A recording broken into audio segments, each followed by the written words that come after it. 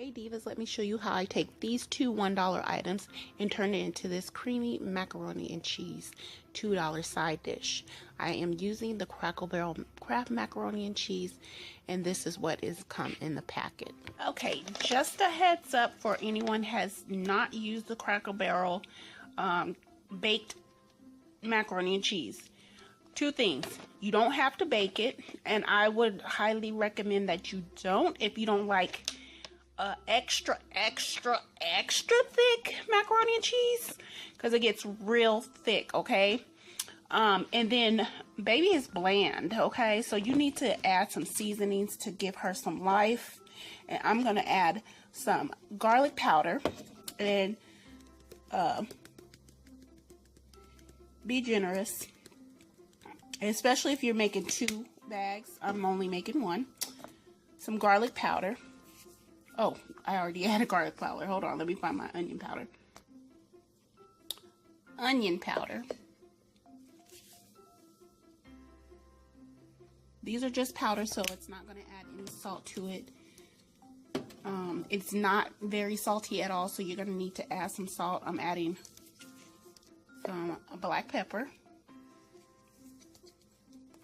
I like black pepper in my macaroni and cheese. And I'm also adding just a little bit of Cajun Creole season. This is Zatarain's, got from 99-cent store. They also have the other brand. I'm not going too heavy on this because it will give a little kick, and Little Diva does not like a little kick. Now, if you don't have that, use the Lawry's garlic salt, but go light on it because you don't want it to be too salty. And like I say, this macaroni and cheese is not salty, and I'm going to add cheese on top of it. After that, we're just doctoring up this $1 bag of macaroni and cheese. This is retails at Target, I think, for $6, $5-6. I've seen it at Albertsons and Walmart for about close to $5-6 as well. So if you find it at your 99-cent only store, pick it up and stock up. Once my water comes to a boil, I'm going to add the noodles and cook them till al dente. If you can, use real butter and real milk. That's going to help it to become a creamy baked macaroni and cheese instead of this thick processed bagged macaroni and cheese. That's how we're going to doctor it up.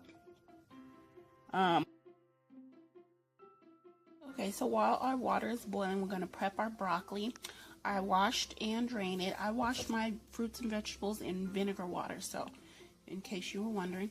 I'm going to add some organic lemon pepper seasoning and a little bit of salt and olive oil, and add this to my air fryer. I'm using the grated Himalayan salt, but my label is ruined. Maybe you can make it out, but yeah, that's from the 99 as well. Let me add some olive oil. Okay, so we're going to give this a coat, and then I'm going to put it on some aluminum foil and add it to my air fryer.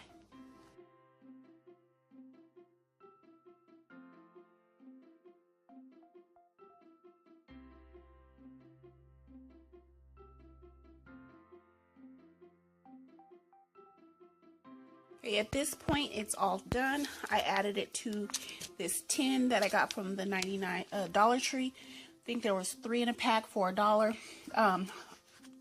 You can add the breadcrumbs if you like.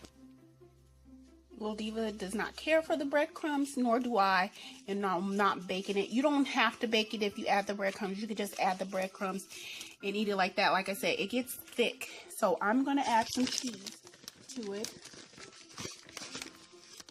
And then just let it melt naturally. You can add it to the oven if you like, but take my word for it. It gets thick. So I'm just going to let it melt and then serve it alongside with some fried chicken. But if you want to make it a meal, then add your protein to it when you add the broccoli. And that is it. Hope you enjoyed the video. Let me know how you doctor up your pantry staples, and I'll catch you guys in the meantime, in between time.